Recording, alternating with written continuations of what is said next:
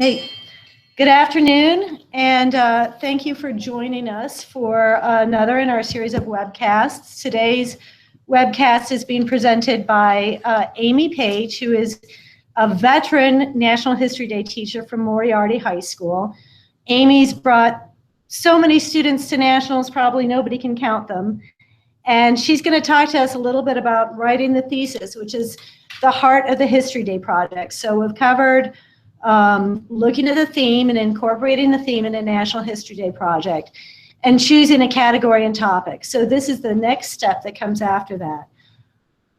Resources for this course, for this webcast, and for all the History Day projects can be found at the New Mexico Humanities Council site at nmhum.org/historyday.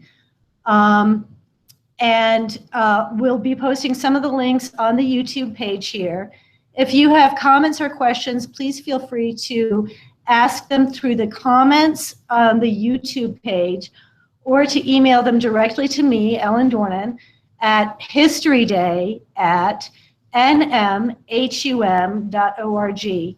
And before we turn it over to Amy, I just wanted to mention the next in our series that will be coming up will be a webcast on October 11th, and it'll be using New Mexico archives. And we have Dr. Kevin Comerford of the University of New Mexico, who is the head of the digital initiatives and who manages the archives for the university and for the state consortium, who will be presenting that day. So please don't forget to join us at October 11th. This, along with all our other webcasts, will be recorded and available on the New Mexico Humanities Council YouTube channel. So again, thank you. If you need resources, check the links on this page and check our website at nmhum.org. Now I'm going to turn it over to Amy. All right, thanks, Ellen. So writing a thesis is one of the challenges that kids are going to face, and it's kind of a multifaceted challenge. It is often overlooked, I think, by students and sometimes even by teachers as a critical piece of the History Day project. And so I'm hoping that today's presentation will sort of emphasize the importance of the thesis, why it is so important, and how it's actually going to work as a tool for students as they progress through the process of their project. So to define thesis statements, and I capitalized both words because I think it's important for them to take notice of that when they're watching this, but a thesis statement it says a brief summary, which is a pretty realistic understanding of how History Day projects are. You have limited words in every category or limited space, and so they can't ramble on forever. They also have to be very direct. They're going to have to prove or analyze the topic, and in many respects, you could even say prove your analysis. The trick is, how do you take a huge topic and narrow it down to just a few sentences? This is particularly difficult, I think, for middle school. So if you're doing junior division, it's going to take some work with the kids to get them there, but also because kids often aren't used to kind of limiting their words, but making sure that every word is powerful in a concise statement. In order to do a thesis statement effectively, you have to take in all of the possible angles of your topic. And when you create the statement, again, concise, but it has to be intelligible and direct so that the person reading it has a clear idea of where you're going with it. And I'll go a little more into depth with each of these things. You also need to consider the theme incredibly careful. And I'm going to give you some examples. We're using Brown v. Board because that is the topic that we used for our hands-on history program last year. And I'm going to introduce a couple of different themes so that you can look in the directions that a thesis statement can be taken depending on the theme.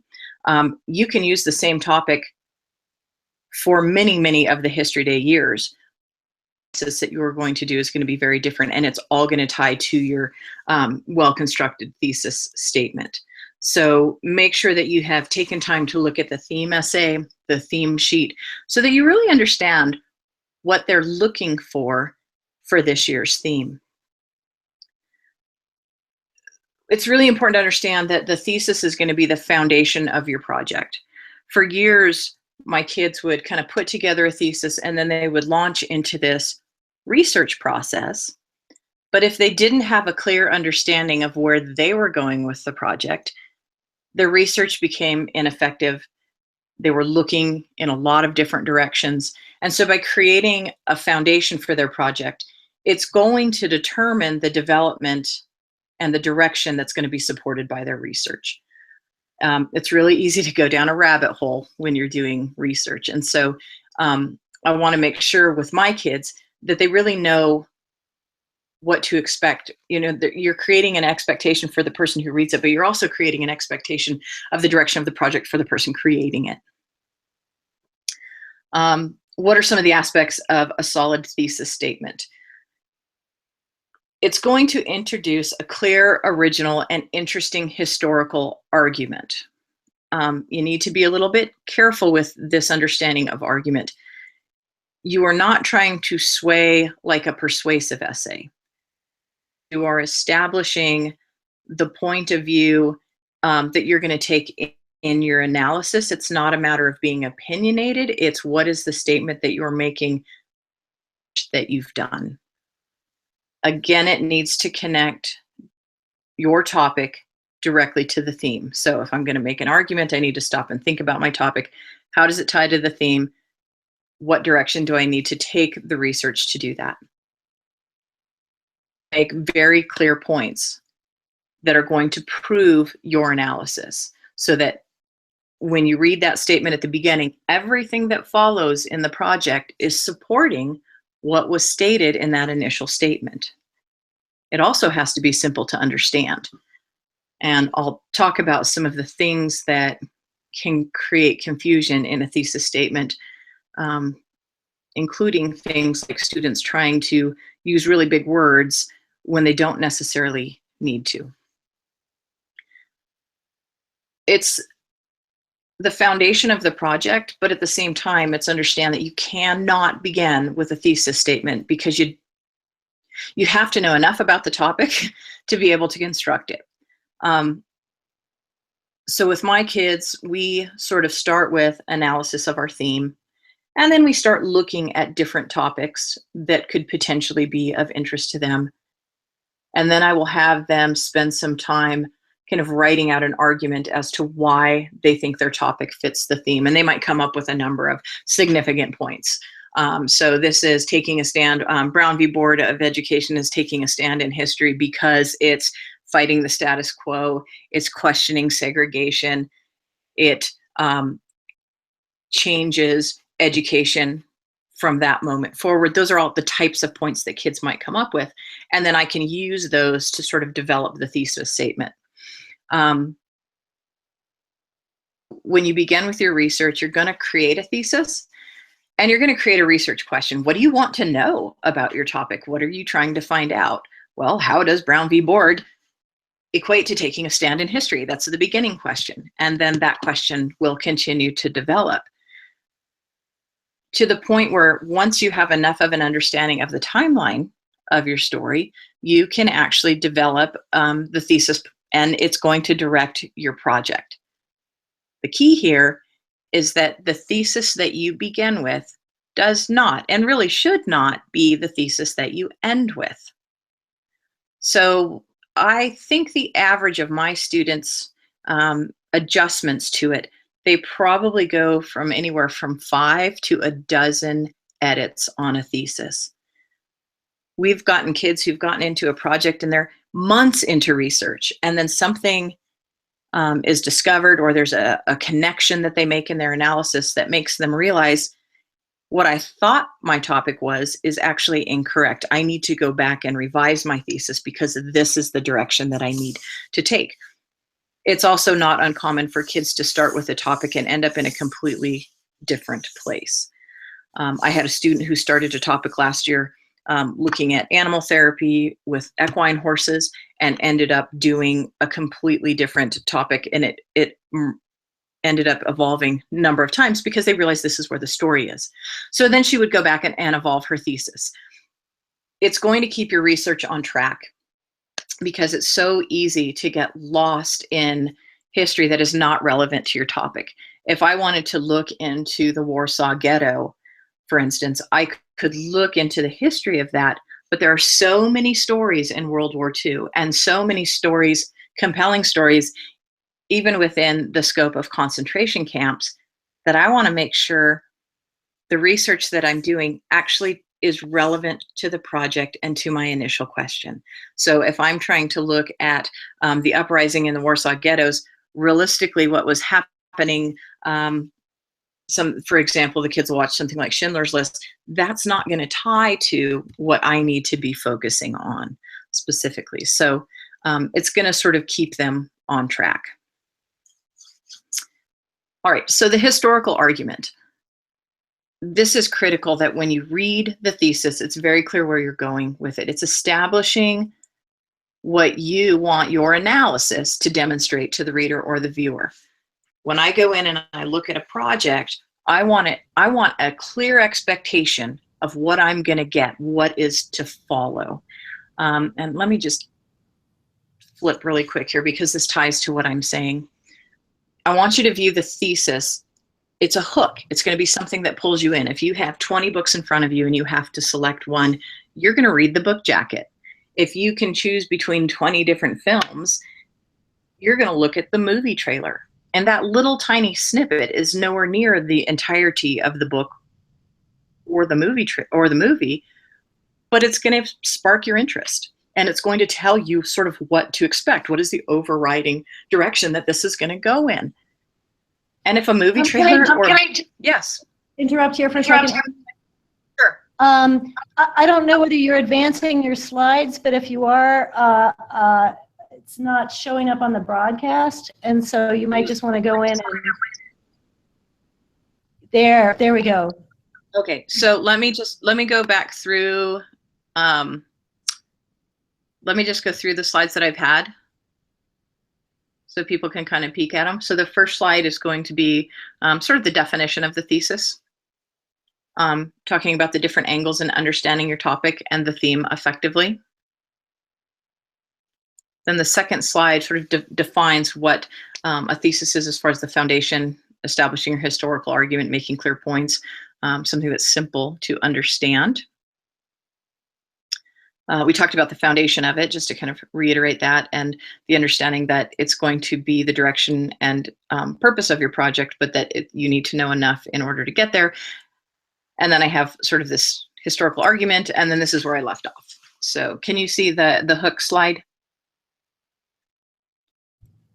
Absolutely. Yes, thank you. Okay, so again, it was the hook is going to grab your interest. If I'm going to see a movie, I'm going to want an interesting movie trailer. And that's the same thing with a thesis statement. History can be very dry and boring, or you can bring it to life. And your thesis statement should be interesting. You want it to catch the viewer's attention. There are topics that kids do. I had a kid who did a topic on the cattle chute. You would never think that it was interesting, but that thesis drew the reader in. And so you did actually want to learn more about that topic. It should make the viewer, and in many respects also the judge, if you go the competition route. So this is your hook. And how do you do that with a thesis? Well, sometimes you have to take a risk and kind of put a strong statement out there in order to do that. Okay, so again, thesis is not the first step after selecting your topic. You've got to know whether or not the topic is there, but you've got to have a rudimentary understanding of your topic. Once you develop your thesis, that's when you really start mapping out your project, your outline plan, right? And it kind of depends on which category you're doing. If you're going to do a performance or a documentary, then there's going to be a clear outline. If you're doing a website, you're going to design that website around the page tabs that you're going to have. If you're doing a paper, clearly it's a straight outline. If you're doing an exhibit, you have to think about the flow of the different panels that are going to be in there. So once you have established the thesis, you can start to map it out and say, okay, what are the elements that I'm going to need to prove my historical argument? What are the pieces of primary and secondary research that are going to demonstrate to the reader or viewer that the argument I am making is valid and relevant based upon the evidence? And those are your sources.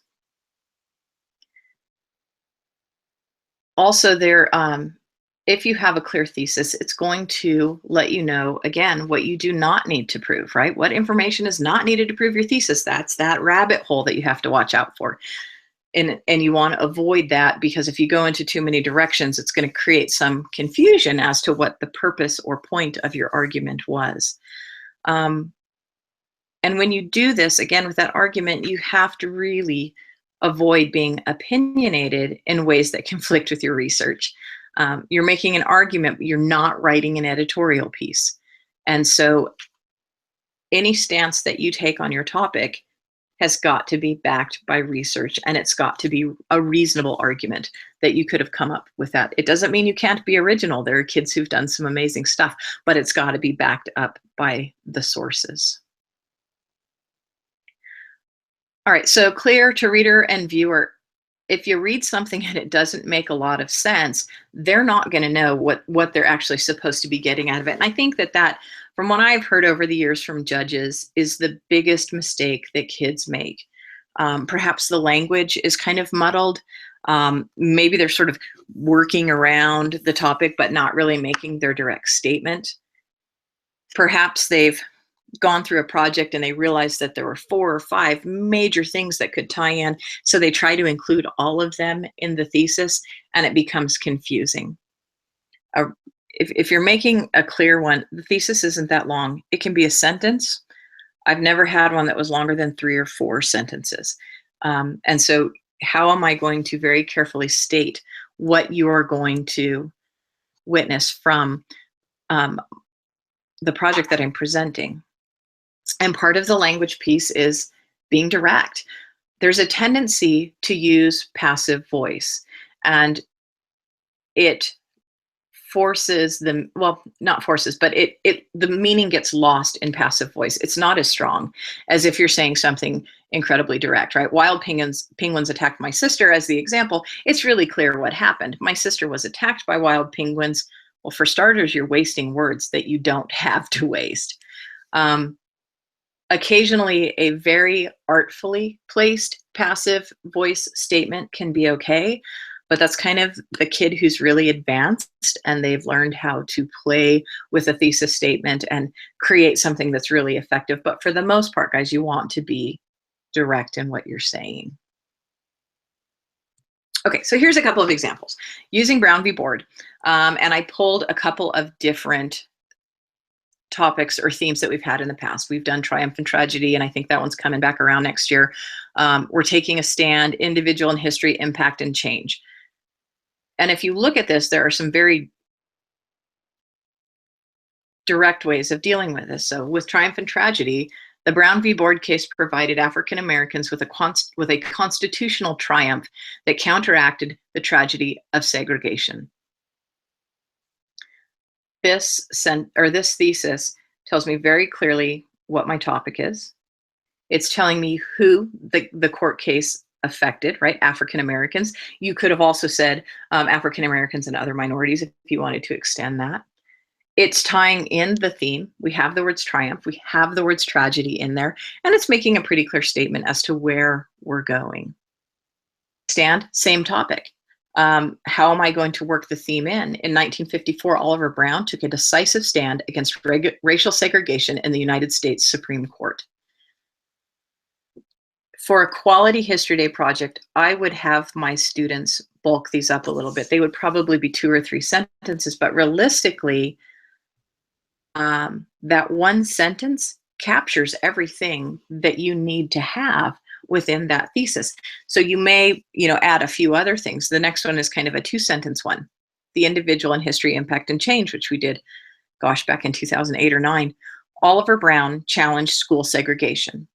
The case resulted in permanent changes that ended segregation and positively impacted the lives of millions of African Americans. Again, very clear connection to the theme, very concise statement, and well constructed. So that would be sort of the direction that I would move my kids in. And realistically, this would be a first or second draft, probably a second draft, because usually I'll get some stuff that comes with a whole bunch of passive voice, or they've sort of added extra words they don't need, or maybe they missed the theme in it. And so this would be sort of that first work through. Then as they go through the research, I would go back and say, okay, well, let's take a look at this constitutional triumph. How did it counteract the tragedy of segregation? So it might have counteracted the tragedy of segregation by, breaking down barriers, by, those other things that you can add to that statement. Okay, so what's the measure for a good statement? Again, presents a clear, original, interesting argument. It's drawing the reader or viewer in. I would like to hear what you have to say. So if I tell my kids, I can hear what I want to hear it, so what? Why do I care? The thesis ought to let me know that. Even are supported by research. You can't make stuff up. It's got to be something that is based upon the research, so that when you make that argument, you can absolutely prove it. And this is an academic work. And so you have to prove it with reliable academic sources. Did you back it up? Did you make it legit? Are you sure your research was balanced? You have to be careful with that one-sided research. And oftentimes a thesis statement can direct the balance of the project. Also, you can include the balance directly in thesis statements sometimes. It's going to introduce the arguments that you will use to support your claim. Again, that's your movie trailer. What do I expect for the remainder of the 2 hours that I sit in the theater? What do I expect for the remainder of the time that it takes me to read through your exhibit? What's the takeaway? Make your point. And I think that's the most critical piece, is you've got to make your point. So what's right about these? Making clear points. We've tied the topic and the theme. We've used active voice. It's directing the research, and it directs the project design. Each of these projects, yes, we're looking at the case, but in Triumph and Tragedy, I'm going to have to spend a little bit more time building up that understanding of the tragedy of segregation and the resulting legacy. With taking a stand, when I build that up, I'm looking at the individuals here. I'm looking at the Supreme Court case here. So while I still have those early histories and the understanding of segregation and stuff, slightly different direction. So the individual specifically, I'm sorry, I got a little bit mixed up there. With taking a stand, you're looking at the case and the actions of the people involved in the case and what they did. And truly, it's 5 cases. So I'd have to look at all 5 of those cases. Individual in history, again, what are the people doing? What did Oliver Brown's actions do in a challenge, and what was the impact that he specifically had because of his actions? So again, it's going to take a slightly different direction. Okay, some folks like to use Thesis Builders. There are a number of different websites that you can find online, and it's going to give you some formats. They do accept, or they do, obviously they exist, but again, they can be either effective or it can be kind of canned. They tend to create passive voice, but they can also teach the basics of thesis construction. So if you have kids who've never constructed a thesis, the Thesis Builder might be a better way of getting them to understand the direction they might want to take. So for instance, this, even though segregation pacified opponents of equality, Oliver Brown took a stand against school segregation because segregation needed to be challenged and was unfair. Tiny phrases that I put into the box, but when you read it, you've lost the interest in it. It's repeating the words too many times because you have to very carefully craft what you put into the boxes. It's got passive voice. It's weak because of the design of the generator. And I don't think that a solid argument is apparent here. However, by using those early on with kids who've never written one, it can give them the first step. And then it can also provide them with the opportunity to be able to critique what was generated. And if they can say, oh, well, this is what's missing from this statement, this needs to be included, then they're going to be better prepared to go back and write a more effective thesis. So again, I don't really, new kids, I might have them use a thesis builder, but I really like the kids to dig in and do the work themselves. And that's kind of the end, Ellen, of my slides, but I would be happy to open it up to any questions that the viewers have. Well, I do have some questions that have been coming in, but before we start with those, can we just go back to a couple of your slides and talk to them? Absolutely. Can we go back to slide, I think it was slide 12, the what is right? No, Sure. Yeah, there you go. So I'm just going to say one of the things that I notice with these thesis statements, and they're all really good, the first one and the third one really do a great job also of demonstrating the impact of the topic in history. Right. And again, that demonstrating the impact of the topic in history is like 60% of the score at the contests. So if your students can get that into their thesis statement, and this is encouraging your students to get it into their thesis statement, it really helps the judge, like you were saying, it's the whole argument right there. This happened, and this was the impact, and here's how it ties in with the theme. That's the whole project in a nutshell. So encourage your students to really look at seeing if they can include some kind of statement. I mean, positively impacted the lives of millions of African Americans. That's something where the students should be able to find plenty of examples from the research to prove that assertion. With that middle one, taking a stand in history, realistically, this sentence that I outlined, even though it's from a different theme, if you added that to taking a stand in 1954, Oliver Brown took a decisive stand against racial segregation in the United States Supreme Court. The case resulted in permanent change that ended segregation and positively impacted the lives of millions of African Americans. If you add that piece to that middle one, it's going to give it the strength that you would be looking for. Yeah. And Ellen, I think that's going to be a challenge for kids this year, and you've certainly evaluated hundreds of thesis statements. In past years, we kind of have like these two-word endings on our history, right? Like triumph and tragedy, conflict and compromise. And so with taking a stand, I think that having kids take their thesis sort of that next step further is going to be the piece that they really need to work on.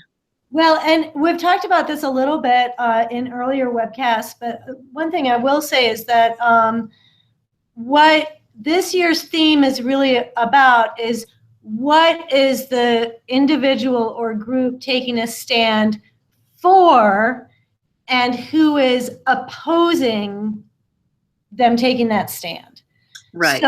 So there is a little bit of duality in there. Like I'm just looking again at these thesis statements. So the against racial segregation, that's the taking a stand. That's the opposition. Right. So that the issue is for integration, against segregation, and then having that impact. So if the student needs to fill that out a little bit more, those are the elements of taking a stand, is what they took a stand for, and who was the opposition. Why was it important enough to take a stand? You can't say, well, I took a stand for pizza, because nobody's going to oppose that, right? Right. The other slide I just wanted to take a little bit of a longer look at, Amy, is the one with those web links. Is there a way that we can follow those web links and sort of take a look at those sites? One of them? I don't know if in this format we can. Is there a way that you could copy and paste those into the comments below on the YouTube? Yeah, sure. That might work. Because, from our recording, it won't allow for that capability. Okay. And I think because you're doing the screen share, I think you can click through to those. Yeah, and honestly, with all I did was Google Thesis Builder, Thesis Statement Builder. There's dozens of them out there. These were just the two that I happened to pull, and I started playing with them because I really don't use them with my kids. Again, I could see in retrospect, how it could be effective for middle schoolers. I wouldn't actually use this for my topic. I would probably, have the kids do kind of a mini reading on different topics, and then as groups try to create thesis statements and maybe play with the thesis builders. So, I couldn't say which ones are great. I just grabbed two that seemed to have very similar elements. Can you talk a little bit about the process in your classroom? If you're not using these, how do your students, I mean, you said that you may revise them over time, but do you have them collaborate, or do you give them feedback? The collaboration piece is kind of challenging in the sense that I have myself or other teachers or other students give kids feedback. But if you have a student doing an individual project, the collaboration piece has to be them talking through it. You have to be really careful with that, because if you're collaborating, you don't want the thesis statement to become somebody else's work, if that makes sense. But there are really effective ways to do it. So normally what I do is I'll have the kids sort of do a web of their topic. They'll have their topic in the center, and then they'll say, okay, these are the main elements that tie my topic to the theme. And then the question is, okay, which of these, because sometimes they'll have dozens of things that tie it to the theme. Okay, so which 2 or 3 are the most important? Which are the ones that we have to hit home? And then we can put those in. But again, what I have found with a lot of the kids is it might just be being more direct in their writing. It might be grammar. So those edits are going to be a process of perfecting. But also, as kids do projects, it's really common for them to start their research idea of where they think their project is going to take them, but then they're going to discover something completely unexpected. I can't count how many times we've thought, well, we're going to do this topic and this is where it's going to take us, but then we run into things as we dig into the research that make it clear that what we thought is not the whole story, or maybe you thought that one thing affected it, but it was yet another thing that created the outcome. And so that's why we will go through that process of making adjustments. And as they start to build their, they build an outline, but then they start to plug their research in. And so a lot of times they'll go back and they'll look at the research, and the question becomes, is the thesis driving the research, or should the research drive the thesis? And they're going to have to spend some time talking about that, evaluating whether or not their topic supports their thesis. And if it doesn't, is it because the evidence isn't there, or is it because they went in the wrong direction? Does that make sense? Yes, and it sounds like a very tough thing for a kid to sort out sometimes if you're really set on your thesis statement and the research is guiding you in a different direction. Yeah. I think honestly, the process of History Day and what makes History Day so incredible is the ability for these kids to develop their analysis skills. And the reason the thesis is so challenging is because it's sort of the epitome of analysis. It's that piece that has to capture everything within a couple of sentences. And so oftentimes my kids are tweaking theses, all the way up until up until close to competition. And it might be 1 or 2 word tweaks. It's not, but once we get the thesis statement and it's right, it's just sort of a gut feeling, and you just know it's right. Well, I do have quite a few questions here. So one question that I had come in was, could you explain a little bit more about what you mean by balanced research? You were talking about how that should come through, and yeah. So with balanced research, what we're talking about is looking at both sides of the story, or multiple sides of the story. If I'm going to look at the Brown v. Board story, and I'm going to argue against segregation, I also have to understand the ideology of the people who supported segregation. I'm going to have to look back and say, why was there so much opposition to segregation? Why was this ingrained within our society? What were the arguments for or against it? When you look into the Brown v. Board case, there are psychological aspects that they bring forward into the court case that are sort of unexpected. A lot of people don't know about, the doll test where they brought in African American and Caucasian dolls, and they had little girls of different descent selecting which doll was the best. And time again, the little girls selected the Caucasian doll. And so that might be an aspect that I don't understand, but I need to. So balanced research also, we're telling both sides of the story, and especially this year, taking a stand. What am I taking a stand against? I have to understand the complexity of the issue that I'm taking a stand against. And I have to understand the complexity of the historical context or the other pieces happening politically within society. Maybe it's within religion. Maybe it's within just sort of the fabric of whatever, if it's America or another country. I have to understand all of the elements that are going to come together to create the conflict that's going to exist that I have to take a stand against. The other piece of balanced research has to do with the types of sources that you're using. If you see a bibliography and it's got about.com and Wikispaces and an editorial, a blog, that's not very balanced. I want to see kids who have found a mixture of primary and secondary resources. I want to see kids who have found a balance of reliable resources. And, about.com, you can get some great stuff on there, and some of it's even accurate. But if you can't back it up with sort of a academically accepted source, then your research is not balanced. Thank you. That is such a great answer.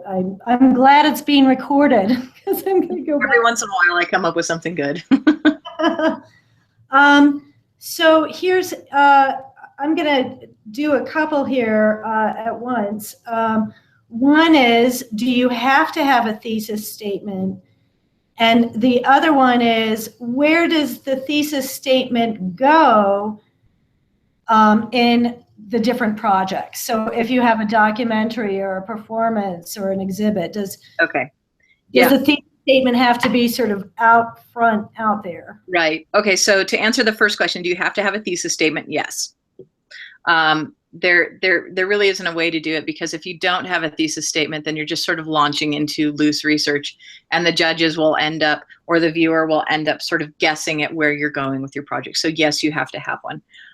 Placement of a thesis statement, if you're doing a paper, it's got to be right out there, really, and proper paper format is going to be most likely in that first paragraph. Now, depending on the level of writer that you have, with younger kids, that thesis statement is probably going to be the first sentence. With kids who have a stronger set of writing skills that have developed, it's going to be somewhere within that first paragraph, and possibly even the entirety of that paragraph. With exhibits, the placement of your thesis really has to do with your exhibit design, and you want to have a logical flow. And there's a couple different schools of thought. I've seen people who put it at the top in the center panel. I've seen people who've hung it on a title board. I've seen people who've put it, maybe their story reads from left to right. If they have a spinning exhibit, whatever the first panel is, it's got to be at the logical starting place of your project. The same with documentary and performance. You've got to put it in a logical starting place, and then you support it. Is it important, say, if students are developing a documentary, to put it up as a title board? I mean, does it have to be, here is the thesis, or should it just? No, usually kids who do performance and documentary, it's just part of the inclusion of the narration. And sometimes it happens, sometimes they give it and then they do credits, or sometimes they'll give it I'm thinking documentary right now. So they'll start out with something and then they'll launch their thesis, but it's going to have to be within that first segment of the actual film. The same with performance. I mean, if you wait till 5 minutes in, what's the point? It's that, you know what I'm saying? Because by then we've already gotten lost and tried to figure it out, and then we're halfway through and it's like, oh, I get it. That's what this is about. But because I waited so long to introduce it, all of the stuff that came before that would be kind of lost on the viewer. Does that make sense?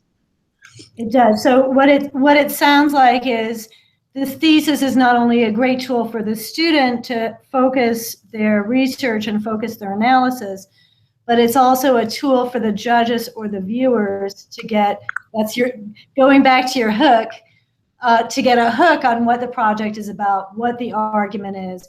And so the more upfront and center the student can make it in their project, the more useful it's going to be to the judges. Right. It's a non-negotiable. It's a non-negotiable. It's got to be there, and it's got to be a logical starting place for my project. I know Moriarty students have great thesis statements. Sometimes they don't always start that way. Well, so I guess this brings us to another question that came in, which is, so you said that writing this thesis statement is not the first step after selecting a topic. So how do you, let's say I'm one of your students and I select that I want to do my project on Clyde Tingley. So what would you have me do first before I write my thesis statement? Okay, so I'm going to ask kids specific questions. I'm going to say, well, why are you doing Clive Tingley? They're saying, well, he's an interesting guy. Okay, well, how does he tie to the theme? What did he do that was so profound that's going to tie directly to this theme? And so they might go back and kind of look at Clive Tingley's work specifically in like, would it be zoology parks? Would it be, so you really have to look, because Clive was a pretty dynamic guy. And so what specifically are we going to be researching about him? And usually the question, or that question is going to be answered, well, I'm not really sure. So with my kids, I'd basically tell them, you're teenagers, you're really good at arguing, convince me. So go back and look into your project. Is the evidence there? And if you can't find the evidence immediately, then what are you going to have to do to dig to find that evidence? So they got to have a basic understanding of what is the story? What's the so what? Why does it matter? How does it tie to my theme? And that's going to take a little while. It may take the kids a couple of weeks of kind of looking into their project, and they're going to need support in this process. If you say to a room full of kids, hand them computers and say, okay, start your research, they don't know where they're going, particularly students who've never done History Day before. And so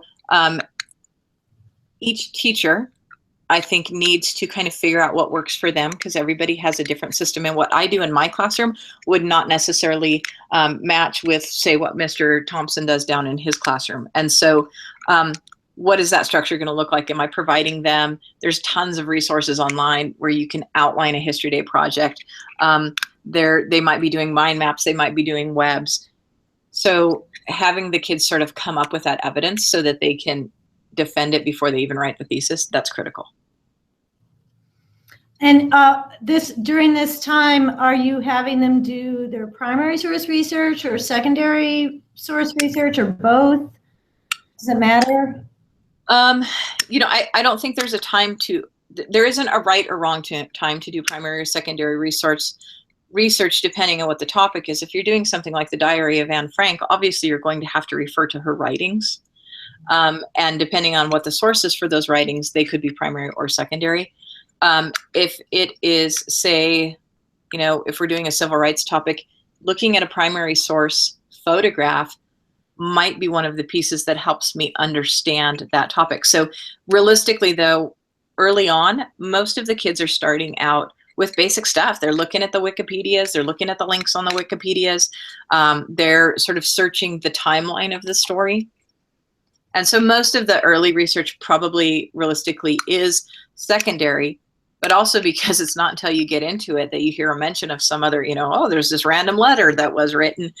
We have some kids that did a project on Ludwig Gutmann last year, who discovered that there had been some letters that were written by Gutmann's wife while he was in Germany to an organization in England that helped with the rescue and placement of Jews escaping the Nazi regime.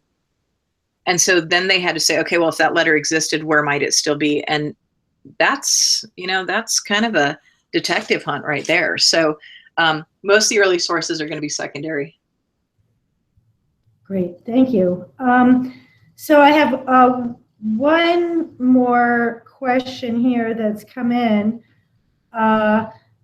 Do you practice thesis statements with other topics or topics from your class? So I think what they're asking is, let's say you're you're teaching world history, do you take a topic that you're teaching out of the textbook and have students develop thesis statements around that? Yeah, you could. The format of my history day class is a little bit different in the sense that it's an elective, and so we're not actually studying a direct curriculum together. However, I do have kids. Every kid is also in another history class, and so you could group kids, by age if it's a mixed group. A lot of them are doing it during an advisory or as a club, and so they're going to get mixed groups of kids, kind of like I have, but just in a different setting. So yeah, I would have them practice thesis statements. I think that thesis statement, history day or not history day, it doesn't matter what they're writing the thesis statement. It's a skill, and it's a skill that needs to be developed. And let's be honest, the reason that we're having kids do history day is not about the competition. The reason that we're having them do history day is to build those communication, writing, reading, research skills that they're going to need to succeed in college. And so absolutely, you can have kids practice that.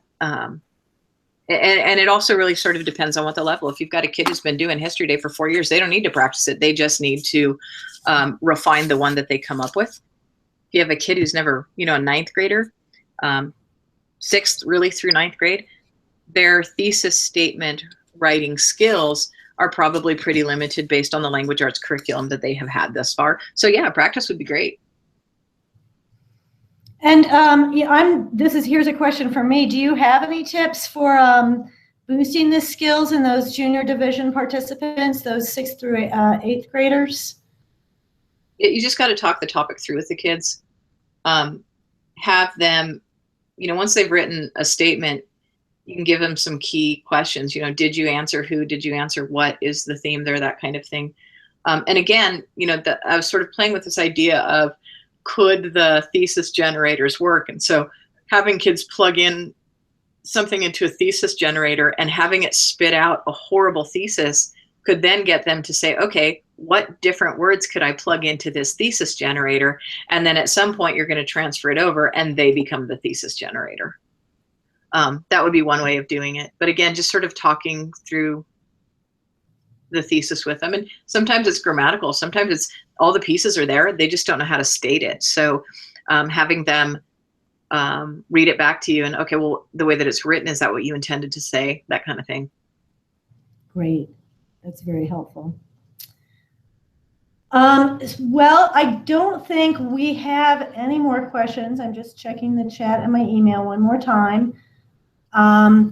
And I do want to say that we added these links, the 2 links to the thesis generators and the links to the History Day resources up on the YouTube page for this. And I think what I will do is I will add a couple more links after this webinar to just a couple of graphic organizers for teachers or students who are having trouble getting started with their thesis statements. But I can't thank you enough for your time today, Amy. This has been so incredibly helpful.